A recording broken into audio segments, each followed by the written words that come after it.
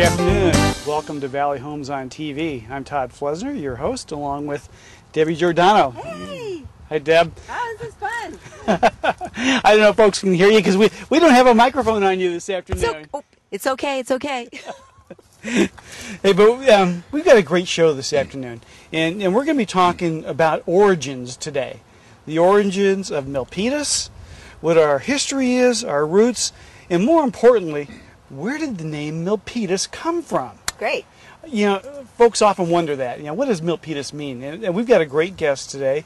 Craig Bunnell has been kind enough to join us, and Craig is a member of the Milpitas Historical Society, and he's got a very interesting theory on the origins of the name of Milpitas.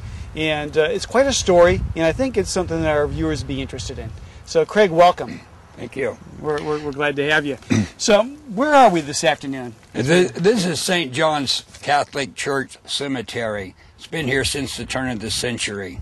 All right. And that's right along Piedmont Road. Yes. Just off of Well, Calaveras. actually, this turn right here used to be old Piedmont Road. Okay. So basically the cemetery has always been inside Piedmont Road. Okay. And so, and we're just down the street, maybe within a quarter mile of the... Yeah, Viso Adobe. It is a quarter mile. Okay. And so, and that's the original adobe here from the Milpitas area. Yeah, for the rancho. Correct. Well, you'll keep me straight on that Okay. history here. That's your job today. So, the name Milpitas. You know, I've heard lots of different stories about Milpitas. One of the probably more prominent ones is Little Cornfields is the name of Milpitas. And you say that's not right. That's I call that the Milpa theory. Okay. I think mine's more accurate. Well, yours is very compelling. The story is Little Cornfields is a nickname of Milpitas. And from that nickname, somebody came up with a word that meant a ranch or a small clearing in a rainforest for a garden. Okay. It's basically what it means. It's not Aztec, it's Mayan. Okay. So everything around here has a Spanish name. We have Calaveras. Correct. And it's translated twice when I was doing my research. For the Catholic religion, Calaveras is the place of the skulls, which is where the crucifixion took place. Okay. All right, but Calaveras, with the word split, means True Creek. Oh, no kidding. All right, so our Calaveras actually means True Creek. All of the names around here were map reference points. We didn't have land compasses back then. So a lot of the things were shot by magnetic or by the night with the stars. Okay. And so that origin of names doing with mapping and the characteristics of the area, you say, ties to the name Milpitas. Oh, absolutely. Well, how so? Well, you see, when you would come to an area, you would have to look for a landmark. There wasn't a town. There was no cities. Right. And there was no Indian village. So they used points. And whatever the predominant feature was in that one area is what they chose. And so we're standing here, and in back of us we have an interesting specimen, right? These are California agaves. All right. And there's 5 types. What we have is a silver blue giant behind us, and you can see by the height that it goes about 30 feet. Mm-hmm. There's a steel blue, Cornelius Baja, which is further south, the giant Matsumoto, which looks similar to this one, and the Marginata. So these grow wild here in this area. Okay. So now how does that relate to Milpitas? Well, you see, when they came here, they saw 1,000 of these plants. All right. And the Spanish word for agave is pita. P-I-T-A. P-I-T-A. Yes. And the Spanish word for 1,000 is mil. Okay. So the place became Milpitas. Or place of For 1,000. 1,000 pitas. So when I was an explorer, I came up on my horse, and I looked, and I said, I must be Milpitas, because there they are. Interesting. I must be in Tulorcitos because there's the little Tules.